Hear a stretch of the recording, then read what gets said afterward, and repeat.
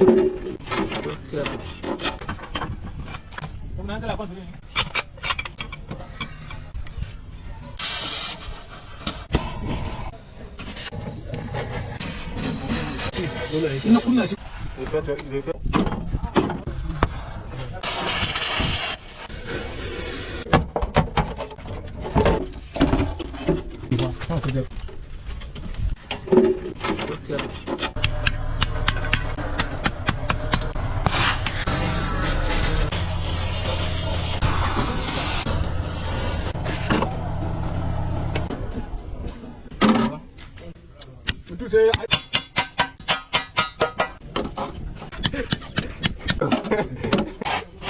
know,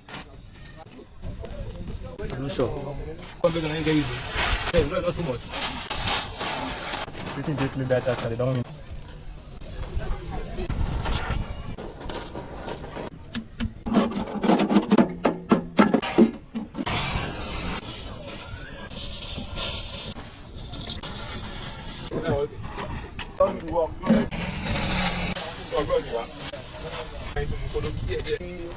You sing for us at that time.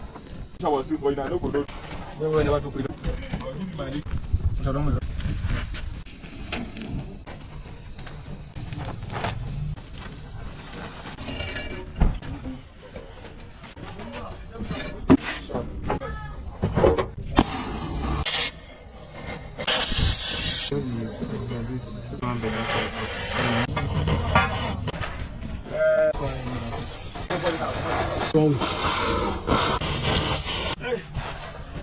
Open up.